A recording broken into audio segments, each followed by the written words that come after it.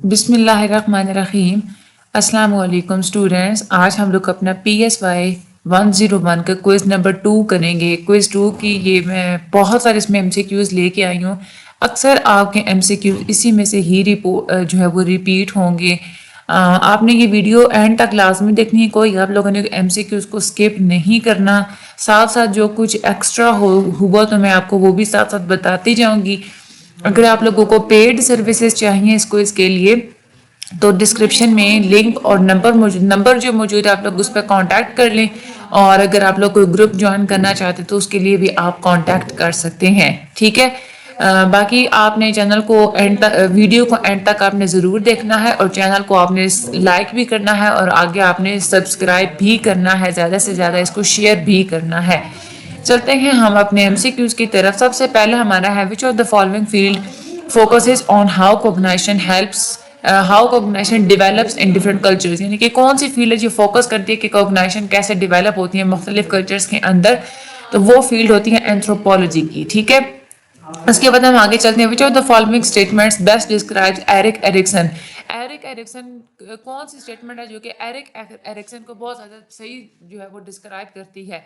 इसकी है कि he developed a theory based on the social rather than sexual relationships. Erik Erikson ने जो थ्योरी बनाई थी वो उसकी सोशल थ्योरी थी। उसने सोशल इंटरेक्शंस के ऊपर अपनी थ्योरी बनाई थी। सेक्सुअल रिलेशंस के ऊपर रिलेशनशिप्स के से हट के उसने जो है ना वो बात की थी। आगे हम चलते हैं। Which of the following problem arises due to low secretion of growth hormone that leads towards a child small structure. देखें, जब एक जो हार्मोन होता है, ठीक है, तो जो ग्रोथ हार्मोन होता है ना, जब उसकी सिक्रीशन बहुत ज़्यादा कम होती है तो उसकी वजह से बच्चे का जो कद है वो छोटा रह जाता है। तो उस कद छोटा रहने वाली जो प्रॉब्लम होती है उसको हम लोग ड्वार्फिज्म कहते हैं, ठीक है। लेकिन इससे उलट भी होता है। ग्रोथ हार्मोन अगर ज़रूरत से ज़्यादा सिक्रीट होता है तो बच्चे का फिर कद जो है ना वो नॉर्मल से ज़्यादा बड़ा होता है। तो उस कंडीशन को हम लोग जाइजेंटिज्म कहते हैं, ठीक है। अगर बहुत छोटा स्ट्रक्चर होगा तो ड्वार्फिज्म होगा और अगर बड़ा होगा तो फिर क्या होगा, जाइजेंटिज्म होगा, ठीक है। उसके बाद which of the following is a cell body containing cytoplasm and nucleus of the cell, यानी कि सेल बॉडी के अंदर कौन सी चीज़ होती है जिसके अंदर वो साइटोप्लाज्म भी होता है और सेल का न्यूक्लियस भी होता है। तो वो होती है soma. Soma is a cell body containing the cytoplasm and the nucleus of the cell. आगे हम लोग चलते हैं। Which of the following part of nervous system is considered as self regulatory mechanism, यानी कि नर्वस सिस्टम का कौन सा फॉलोइंग पार्ट है जिसको हम लोग सेल्फ रेगुलेटरी मैकेनिज्म कहते हैं कि वो खुद ब खुद वर्किंग करता रहता है, हम लोग उसको कंट्रोल नहीं कर सकते। वो होता है autonomic nervous system. Autonomic nervous system वो होता है कि जो कि इरेगुलर यानी कि इनवॉलेंटरी चीज़ों को, जैसे हार्ट बीट है, आप लोग उसको कंट्रोल नहीं कर सकते। डाइजेशन के लिए आपके मैदे के अंदर जितने भी मसल कॉन्ट्रैक्शंस रिलैक्सेशंस होती हैं उसको भी आप लोग कंट्रोल नहीं कर सकते, वो आपकी कंट्रोल से बाहर की चीज़ें होती हैं। तो ये जो सेल्फ रेगुलेटरी मैकेनिज्म होते हैं जो कि खुद ब खुद चल रहे होते हैं, इसको हम लोग ऑटोनॉमिक नर्वस सिस्टम कहते हैं। आगे हम लोग चलते हैं। Which of the following part of the brain is involve in regulating heart rate, breathing and diameter of blood vessels, यानी कि हमारा ब्रेन का कौन सा पार्ट है जो कि हमारी हार्ट बीट को भी रेगुलेट करता है, सांस लेना उसको भी कंट्रोल करता है, और ब्लड वेसल्स की जो डायमीटर होता है कि आपकी नालियों का जो एक डायमीटर होता है ना, जो कितनी खुली होंगी या कितनी जो है वो मोटी होंगी उसको भी रेगुलेट करता है। तो वो होता है मेडुला ऑब्लोंगेटा, ठीक है। मेडुला ऑब्लोंगेटा आप लोगों की हार्ट रेट को, ब्रीथिंग को, सबको जो है वो कंट्रोल करता है। A psychologist wanted to study the effect of light on the learning ability of the master's levels students, यानी कि एक साइकोलॉजिस्ट है वो ये चाहता है कि मास्टर लेवल के जो स्टूडेंट्स हैं उसके ऊपर जो लर्निंग एबिलिटी के ऊपर जो लाइट का अफेक्ट है वो स्टडी किया जाए। तो learning ability would be the dash variable. तो लर्निंग एबिलिटी कौन सा वेरिएबल होगी, ये होगी डिपेंडेंट वेरिएबल। देखें, हमने स्टडी क्या करना है, अफेक्ट ऑफ लाइट को स्टडी करना है कि लाइट का क्या अफेक्ट होता है लर्निंग एबिलिटी के ऊपर, ठीक है। यानी कि जो लर्निंग एबिलिटी है वो डिपेंड करी यहाँ पे लाइट के ऊपर, इसलिए हम लोग लर्निंग एबिलिटी को डिपेंडेंट कहेंगे और अफेक्ट ऑफ लाइट जो है ना वो हमारा इंडिपेंडेंट वेरिएबल होगा, ठीक है। आगे चलते हैं। The following is the study of heredity, जिसमें आप लोग विरासत को स्टडी करते हैं, वो होता है genetics. So genetics is the study of the heredity.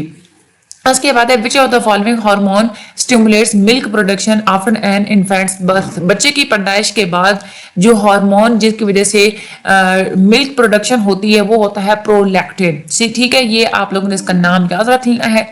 Rogers maintained that the therapist must possess all of the following qualities except. Roger ने कहा था कि जो थेरेपिस्ट है उसकी 3 जो है ना वो क्वालिटीज होनी चाहिए, एम्पैथी, कॉन्ग्रुएंस और रिस्पेक्ट। यहाँ पे एक एक्सेप्ट का उन्होंने पूछा था तो वो है काउंटर ट्रांसफर, यानी कि काउंटर ट्रांसफर के ऊपर बात नहीं की थी रोगर्स ने। Which of the following defense mechanism is involved in refusing to acknowledge a painful reality? यानी कि वो कौन सा डिफेंस मैकेनिज्म होता है जिसमें आप लोग किसी पेनफुल रियलिटी को, जो दुख भरी कोई चीज होती है या कोई बुरी चीज होती है, आप लोग उसको मानने से इनकार कर देते हैं, वो होता है डिनायल। ठीक है, डिनायल वो एक ऐसी स्टेज होती है। Which of the following gland is located in the neck? कौन सा ग्लैंड गर्दन के अंदर पाया जाता है? वो होता है थायराइड ग्लैंड। ठीक है, थायराइड ग्लैंड आप लोगों की गर्दन के अंदर पाया जाता है। उसके हम लोग बात आगे चलते हैं। Which of the following lobe is associated with perception and recognition of auditory stimuli? जो भी चीज आप लोग सुनते हैं ना उसको परसेप्ट करना, उसको जांचना, उसको रिकग्नाइज करना और फिर जो है ना वो रिसीव करना, ये सब कोई टेम्पोरल लॉ का काम होता है। ठीक है, उसके बाद हम लोग चलते हैं the procedure through which information is relayed from one neuron to another across the synaptic gap is known as. यानी कि वो प्रोसेस जिसके थ्रू इंफॉर्मेशन एक न्यूरॉन से दूसरे न्यूरॉन तक साइनेप्टिक गैप के थ्रू पहुंचती है, उस प्रोसेस को हम लोग कहते हैं साइनेप्टिक ट्रांसमिशन। ठीक है, ये अपने याद कर लेना है। अच्छा, उसके बाद हम लोग आगे चलते हैं। which according to which of the following theory people make changes in their behavior by watching or imitating others? यानी कि किसके मुताबिक लोग अपने बिहेवियर के अंदर दूसरों को देख के चेंजेस करते हैं? तो वो जो थ्योरी थी वो थी ऑब्जर्वेशनल लर्निंग थ्योरी की, यानी कि आप लोग ऑब्जर्वेशंस करके फिर आप लोग सब कुछ जो है वो सीखते हैं, तो वो ऑब्जर्वेशनल लर्निंग थ्योरी होती है। Cognitive approach is not involved in studying. Cognitive approach thoughts को भी स्टडी करती है, फीलिंग्स को भी स्टडी करती है, बिहेवियर को भी स्टडी करती है, बट वैल्यूज को स्टडी नहीं करती। उसके बाद है ex post facto means, ex post facto का क्या मतलब होता है? After the fact. ठीक है, उसके बाद आगे चलते हैं the nerve impulses travel from soma to the terminal buttons through the extended fibre of a neuron called. Neuron की जो एक्सटेंडेड लंबी सी जो फाइबर होती है उसको हम लोग कहते हैं एक्सॉन। ठीक है, तो extended fiber of a neuron called axon. The procedure through which information is relayed from one neuron to another across the synaptic gap is known as synaptic transmission. ये हम लोग पहले पढ़ चुके हैं। Which of the following approach emphasizes on an individual's freedom and willpower? यानी कि कौन सी अप्रोच है जो कि इंसान की अपनी आज़ादी और उसकी अपनी मर्जी के ऊपर एम्फेसाइज करती है, जोर देती है? वो थी ह्यूमनिस्टिक अप्रोच। ठीक है, उसके बाद हम लोग आगे चलते हैं। 50 school going children were given a certain medicine for increasing their energy level. यानी कि 50 स्कूल जाने वाले बच्चों को एक खास किस्म की दवाई दी गई है उनका एनर्जी लेवल को इंक्रीज करने के लिए। तो what is the dependent variable in this research? देखिए, अफेक्ट किसको करना है, चेंज किसको करना है? एनर्जी लेवल को। एनर्जी लेवल ही जो है ना वो डिपेंडेंट वेरिएबल है, क्योंकि ये वो वेरिएबल होता है जो किसी वजह से, किसी दूसरे वेरिएबल की वजह से चेंज हो रहा होता है। तो यहाँ पे एनर्जी लेवल मेडिसिन की वजह से चेंज होगा, इसलिए डिपेंडेंट वेरिएबल कौन सा है? Energy level.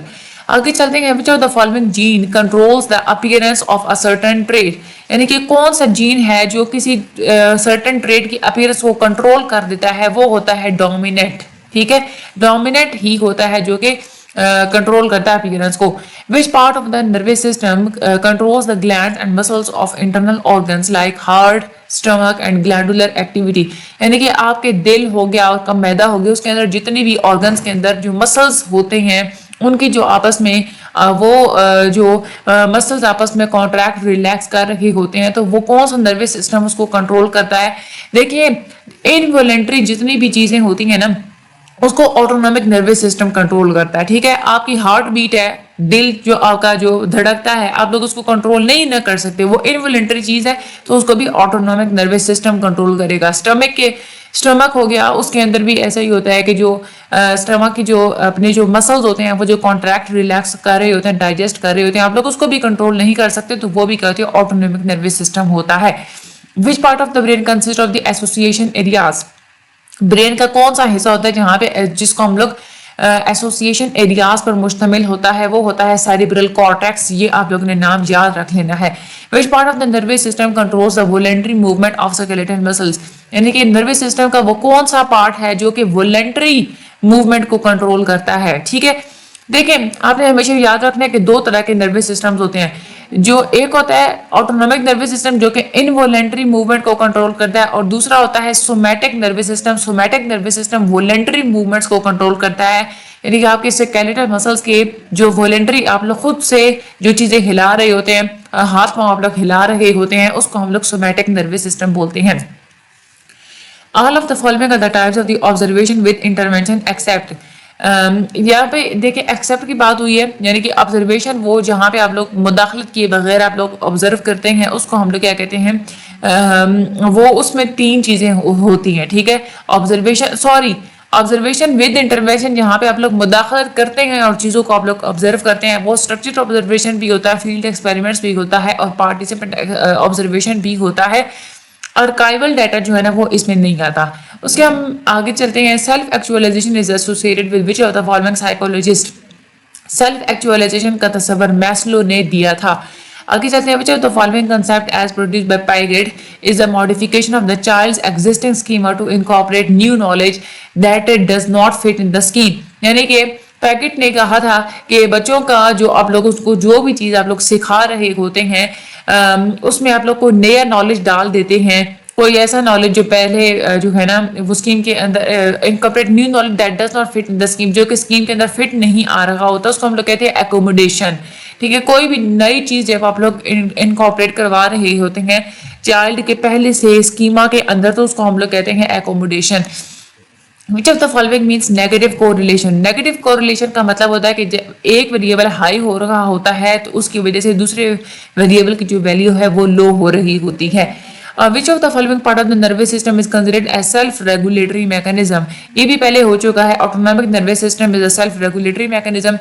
A gene that only influences the expression of a trait when paired with an identical gene is known as what? यानी कि वो जीन जो खुद को तभी एक्सप्रेस करेगी जब वो किसी और आइडेंटिकल जीन के साथ जुड़ी हुई होगी, तो वो होती है रिसेसिव। ये यहाँ पे गलत आंसर लगा हुआ है, इसका जो करेक्ट आंसर है ना वो है रिसेसिव जीन, जो खुद को वैसे अकेले एक्सप्रेस नहीं करती बल्कि जब किसी आइडेंटिकल जीन के साथ पेयर हो जाता है उसका, तो तब वो खुद को एक्सप्रेस करती है।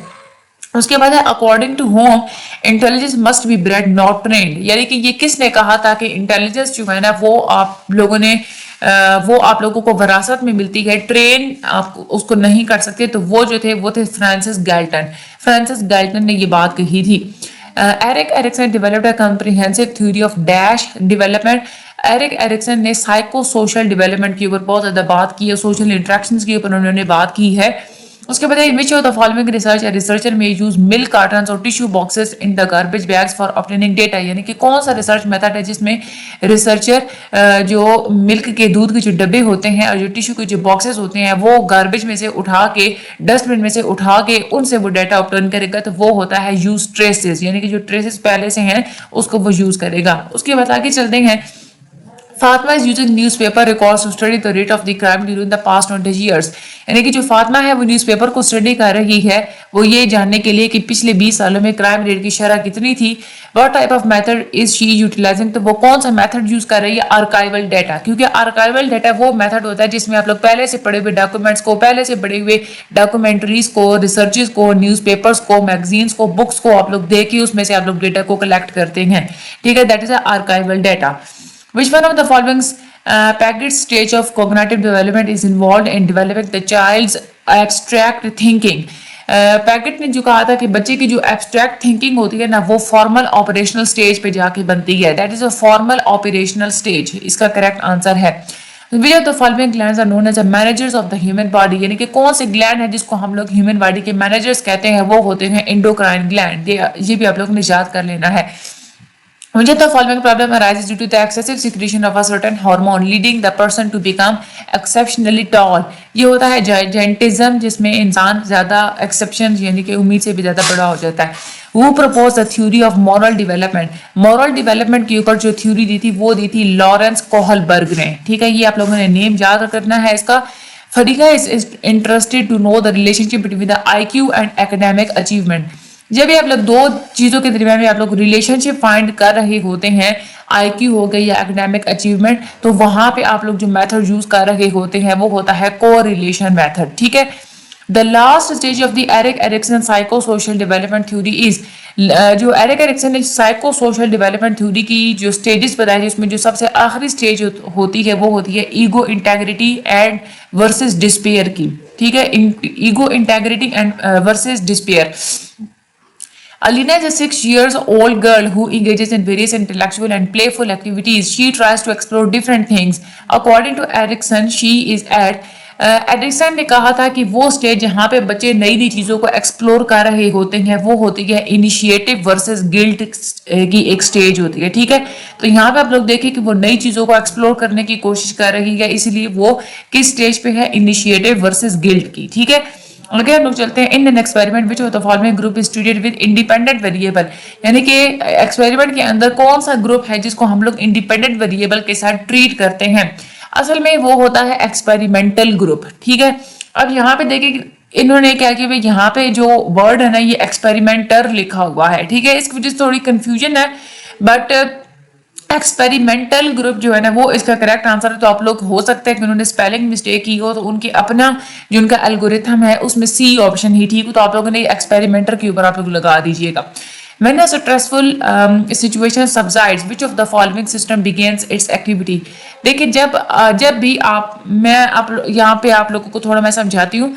जब कोई स्ट्रेसफुल सिचुएशन होती है ना, यानी कि जब आप लोगों को फॉर एग्जाम्पल गुस्सा आ जाना या कोई परेशानी आ जाना, तो आप लोगों की बॉडी के अंदर मुख्तलिफ चीज़ें होती हैं, आंसुओं का बाहर निकल आना, ठीक है, या आप लोगों का हार्ट की जो बीट होती है वो तेज हो जाना, आपका सांस फूल जाना, ये जो सारे मैकेनिज्म्स होते हैं ना ये होते हैं सिंपैथेटिक नर्वस सिस्टम, ठीक है, सिंपैथेटिक नर्वस सिस्टम होते हैं। लेकिन जब आप लोग स्ट्रेसफुल सिचुएशन से बाहर निकल आते हैं ना, फिर आपकी सारी बॉडी बिल्कुल रिलैक्स हो जाती है जब, तो उसको हम लोग फिर कहते हैं पैरासिम्पैथेटिक नर्वस सिस्टम, ठीक है।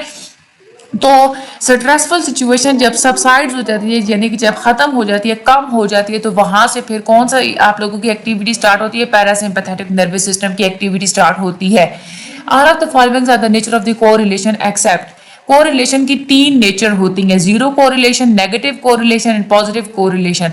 जो स्टैंडर्ड कोरिलेशन है ना वो इसमें नहीं आती। Which of the following gives the cerebral cortex a grayish brown appearance? cerebral cortex को grayish brown appearance कौन देता है? ग्रे मैटर देता है, क्योंकि उसके अंदर जो है ना वो ग्रे कलर का मैटर पाया जाता है। Which of the following part of the brain is involved in the process of learning and memory? यानी कि कौन सी ब्रेन का पार्ट है जो कि लर्निंग में और चीज़ों को याद रखने में हेल्प आउट करता है, वो होता है आपका हिप्पोकैम्पस, ठीक है। ये भी आपने नेम जो है ना अच्छे तरीके से आप लोगों ने सबकी याद रखने हैं। Which of the following disease occurs particularly in women due to deficiency in the thyroid gland secretion? Thyroid gland की जब सिक्रीशन कम होती है तो वेमेन जर्नी के औरतों के अंदर एक मखसूस किस्म की बीमारी बन जाती है जिसको हम लोग कहते हैं माइग्जोएडिमा, ठीक है। माइग्जोएडिमा इसका करेक्ट आंसर है। Spinal cord is about 45 centimetre in man and 43 centimetre long in women, ठीक है। स्पाइनल कॉर्ड मर्दों में जब वो बड़ा होता है, औरतों में जो है ना वो 43 सेंटीमीटर होता है।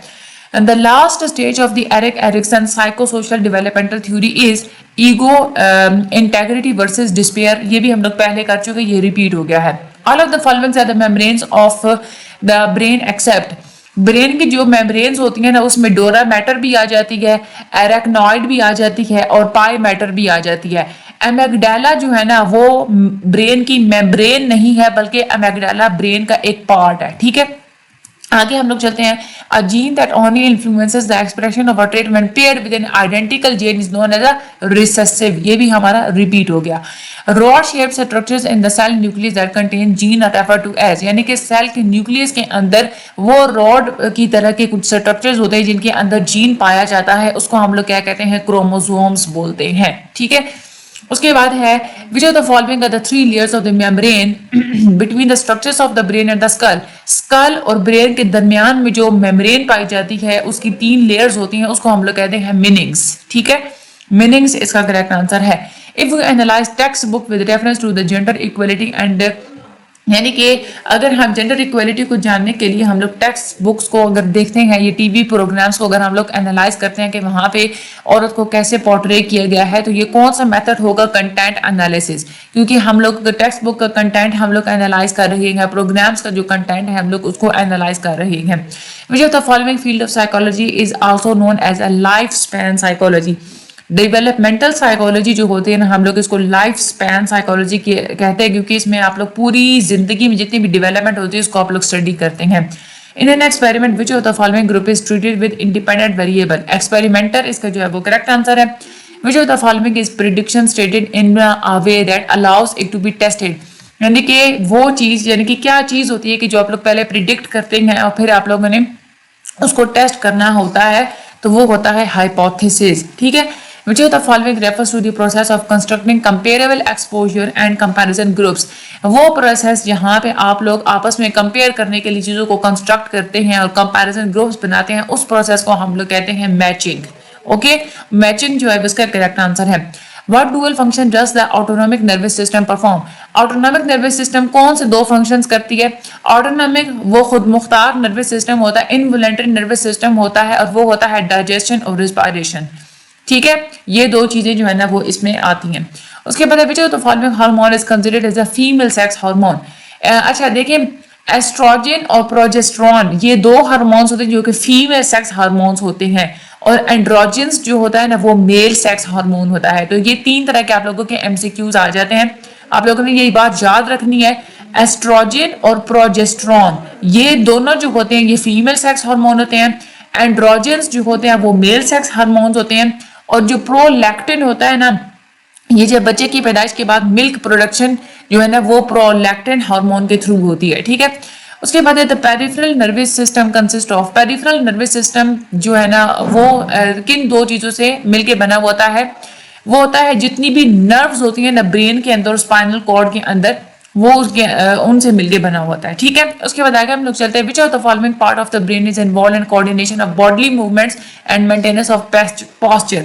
यानी कि हमारी ब्रेन का कौन सा हिस्सा है जो कि बॉडी की मूवमेंट्स को कोऑर्डिनेट करता है और कैसे बैठना है, कैसे खड़े होना है, उस चीज को वो कोऑर्डिनेट करता है। That is a cerebellum. ठीक है, सेरिबेलम इसका जो है ना वो करेक्ट आंसर है। Which of the following is not included in the quasi experimental design. Quasi experimental design के अंदर तीन चीजें इंक्लूड होती है, तीन किस्म के डिजाइन इंक्लूड होते हैं। Time series design, retrospective design और प्रोस्पेक्टिव डिजाइन। कंट्रोल डिजाइन इसमें इंक्लूड नहीं होता। आगे चलते हैं। Erik Erikson develop a comprehensive theory of psycho social development. ये भी हमारा जो है वो रिपीट हो गया। Which of the following is a clear and a colorless fluid covering the entire surface of the central nervous system? Central nervous system के ऊपर एक बेरंग किस्म का क्लियर सा एक फ्लूइड होता है जिसको हम लोग कहते हैं सेरिब्रोस्पाइनल फ्लूइड। ठीक है, that is a cerebrospinal fluid. ये आप लोगों ने नाम याद रखना है। Which of the following is the correct order for the packets 4 stages of development. Packet ने जो डेवलपमेंट की जो 4 स्टेजेस बनाई हैं उसका जो एक करेक्ट ऑर्डर है वो है कि सबसे पहले स्टेज होती है सेंसरी मोटर, उसके बाद अगली जो स्टेज आती है वो होती है प्री ऑपरेशनल। ठीक है, उसके बाद आती है कंक्रीट ऑपरेशंस और उसके बाद आती है फॉर्मल ऑपरेशन। ठीक है, तो ये सीक्वेंस आप लोगों ने जो है ना वो याद रखनी है। आगे हम लोग चलते हैं। Which of the following refers to the process of constructing comparable exposure and comparison group, that is a matching. ये भी हमारा रिपीट हो गया। The DASH system is a chemical communication network that sends messages throughout the nervous system via the blood stream. Blood stream के through chemicals को release करके जो एक कम्युनिकेशन नेटवर्क होता है वो कौन से सिस्टम के थ्रू होता है? वो होता है इंडोक्राइन सिस्टम के थ्रू, जो कि हार्मोन्स को सिक्रीट करते हैं, ग्लैंड्स को सिक्रीट करते हैं। According to Packard, which of the following stage of cognitive development is involved in representational thought? Packet के मुताबिक रिप्रेजेंटेशनल थॉट जो होती है ना वो प्री ऑपरेशनल स्टेज पे जाके होती है। That is a correct answer, pre operational stage. Experiments are conducted to test. Experiments क्यों किए जाते हैं? हाइपोथेसिस को टेस्ट करने के लिए ही एक्सपेरिमेंट किए जाते हैं। The limbic system is often refer to as the emotional brain. Limbic system को हम लोग इमोशनल ब्रेन भी कहते हैं। ये थे हमारे आज के MCQs PSY 101 के जो MCQs हैं ये वाले यहाँ तक हो गए हैं कंप्लीट। इंशाल्लाह दोबारा कोई MCQs आए तो नई वीडियो में मुलाकात होगी। मिड टर्म के से भी रिलेटेड आप लोगों को एक वीडियो प्रोवाइड कर दी जाएगी। बाकी इस लेसन से रिलेटेड और जितने भी आप लोगों के सब्जेक्ट्स हैं सब के रिलेटेड जितने भी शॉर्ट लेक्चर्स हैं सबकी प्ले लिस्ट के लिंक्स भी डिस्क्रिप्शन में मौजूद हैं। अगर आप लोगों को पेड सर्विसेज चाहिए तो भी आप लोग हमसे कांटेक्ट कर सकते हैं। डिस्क्रिप्शन में उसका भी नंबर और लिंक मौजूद है। आप लोग हमारा ग्रुप भी ज्वाइन कर सकते हैं स्टडी के लिए। मुझे अपनी दुआ में याद रखिए कि चैनल को सब्सक्राइब करना ना भूलिएगा। Thank you so much and Allah Hafiz.